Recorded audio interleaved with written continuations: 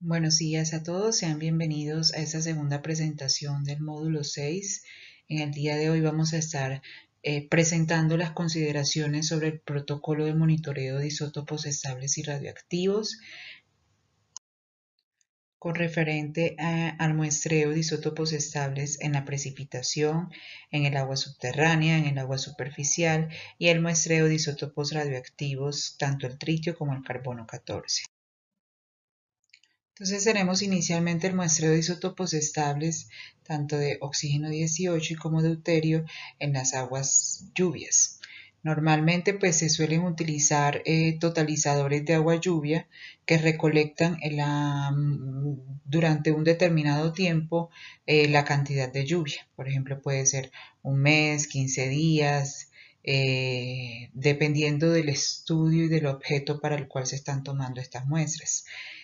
Para estudios climatológicos, por ejemplo, con isótopos estables, se requieren las muestras diarias de la precipitación. Entonces, muchas veces lo que ellos hacen es tomar las muestras de la estación de precipitación del pluviómetro convencional y toman la muestrica para enviarla al laboratorio. En nuestros casos, que por lo general estos estudios están enfocados a la determinación de zonas de recarga, interconexión entre agua superficial y agua subterránea, flujos de agua subterránea, identificación de flujos de agua subterránea, pues es suficiente con el muestreo de la precipitación mensual. Entonces, para ello se utilizan totalizadores, sean de este tipo, como vemos acá, muy artesanal, muy económico, pero igualmente práctico que los totalizadores convencionales que venden en el mercado. Eso básicamente es un galón en polietileno de alta densidad, que es el recolector como tal de nuestra precipitación. Él está conectado por medio de un tubo PVC a un embudo con diámetro preferiblemente de 20 centímetros para que sea igual a los pluviómetros que recolectan la precipitación convencionalmente y se conecta por medio de una manguera de plástico en ese tubo para que llegue el agua acá a nuestro galón. Entonces, por ejemplo, nosotros le instalamos un 1 de enero y vamos al 1 de febrero a recolectar una muestra de toda el agua que quedó en este tarro, en ese colector. Entonces hay una serie de pasos necesarios que hay que llevar a cabo antes de tomar la muestra, durante la toma de muestra y posterior a la toma de la misma, con el fin de cumplir con todos los pasos de los protocolos establecidos. Lo primero es medir la cantidad de volumen encontrado en la garrafa de plástico, sea con un balde graduado y con una probeta si es necesario. Luego de eso vamos a purgar 3 veces una botella que preferiblemente debe ser de vidrio color ámbar de 30 mililitros donde se recolectará la muestra. Donde se recolectará la muestra de precipitación. ¿Por qué color ámbar? Para evitar la evaporación. No es deseable colores transparentes. Algunos laboratorios, esto siempre hay que hacerlo como en convenio con los laboratorios, que ellos les indiquen cuáles son los protocolos que ellos están manejando, aunque esto que estamos presentando acá es un estándar. Pero generalmente ellos piden que sean botellas de este tipo. Algunas veces también aceptan botellas plásticas y que tengan tapa y contratapa. Entonces se purga con el agua que obtuvimos de ese recolector 3 veces, se llena completamente la botella. Esto es súper importante porque debemos asegurarnos que quede totalmente llena y que no tenga ninguna burbuja en su interior para que no haya efecto de fraccionamiento isotópico por el aire ahí contenido. Entonces, eso lo tenemos que tener muy presente para todas las muestras que tomamos. Luego de eso, entonces se marca adecuadamente su etiqueta Para el caso de la precipitación, entonces es ideal tener un código de la estación o punto de medición, el periodo, en este caso por ejemplo sería del 1 de enero del 2020 al 31 de enero del 2020, la cantidad de precipitación medida y bueno, en este tipo de agua sería agua lluvia, ¿cierto? Esa etiqueta es también muy importante para poder llevar toda la cadena de custodia. Es deseable y se tienen que medir los parámetros in situ de esa muestra en el balde, lo concerniente a lo que es pH, conductividad eléctrica, temperatura, oxígeno disuelto y el potencial redox.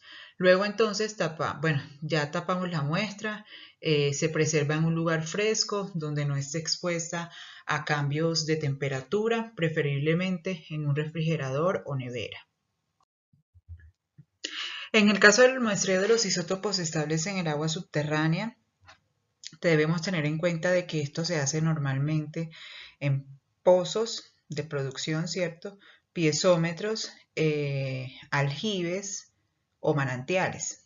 En el caso de manantial es muy fácil porque pues se hace todo el procedimiento que vamos a describir ahorita, pero en la medida de lo posible se desea de que la muestra se tome exactamente de la salida del agua de la roca.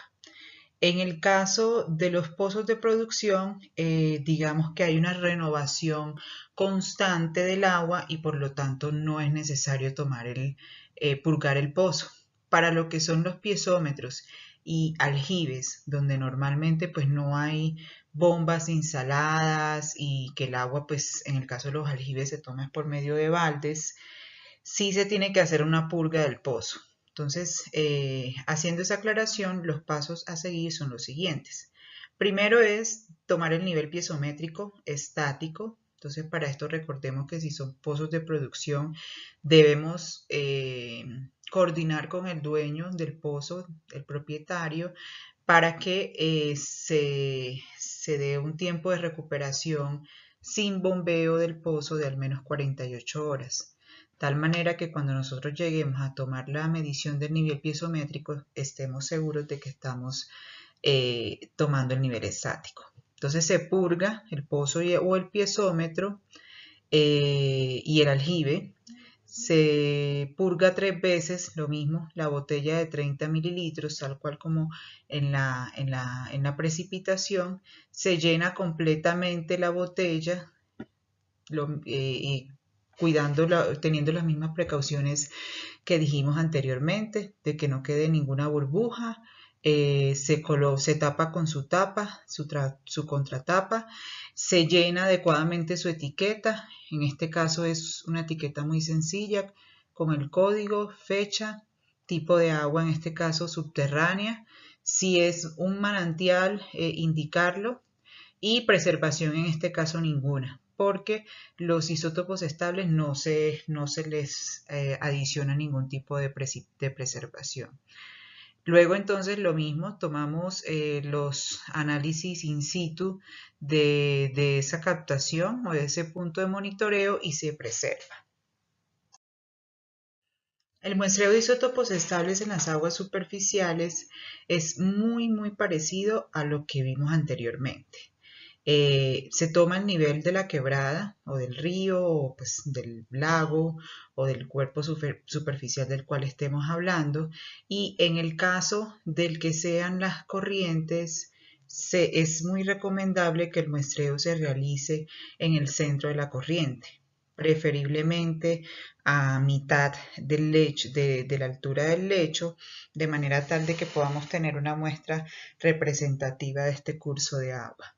Lo mismo sucede con los lagos, con los humedales. Cuando se va a muestrear un solo punto, es preferible hacerlo en el centro de estos cuerpos de agua superficial.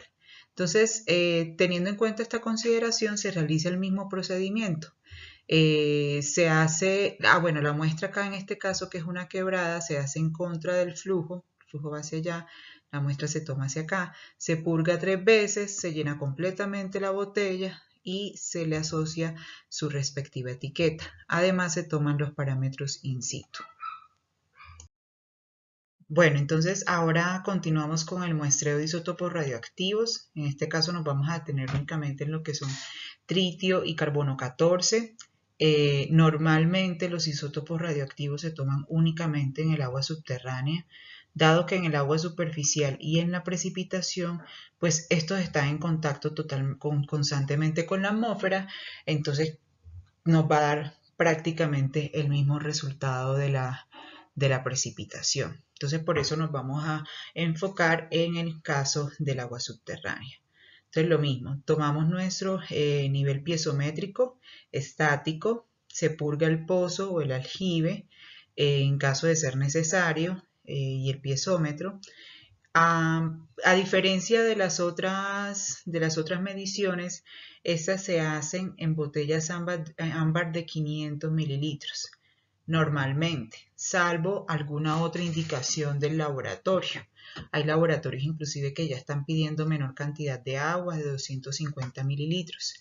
En todo caso, las especificaciones son las mismas, botellas de vidrio, color ámbar, con tapa y contratapa. Y lo mismo, se purga 3 veces, se llena completamente, evitando de que existan burbujas, se marca adecuadamente. En estas tampoco se realiza ningún tipo de preservación y lo que se procura es que se haga un muestreo rápido y se coloque en un lugar fresco. Asimismo, se miden también los parámetros in situ que hemos mencionado constantemente. Para el muestreo del isótopo de carbono 14 se utiliza el mismo envase de vidrio color ámbar con tapa y contratapa que se utiliza para el muestreo de tritio. Los 3 primeros pasos son exactamente lo mismo.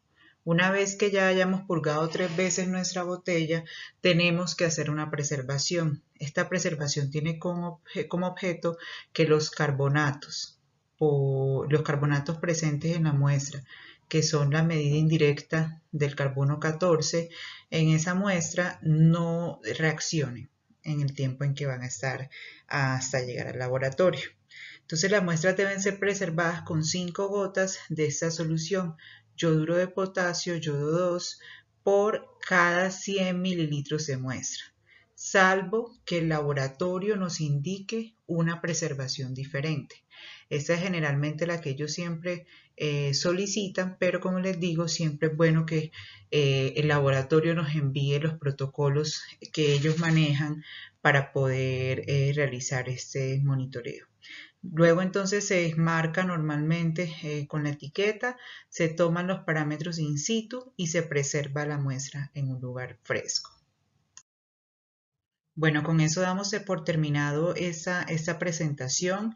En el libro de isótopos estables del Organismo Internacional de Energía Atómica podrán encontrar información más detallada acerca de esos procedimientos y como les dije, siempre es bueno que los laboratorios ratifiquen estas técnicas y procedimientos para el monitoreo. Esperamos que haya sido pues de su agrado, que sea útil y estaremos atentos entonces a las preguntas, dudas o sugerencias que puedan tener. Muchísimas gracias.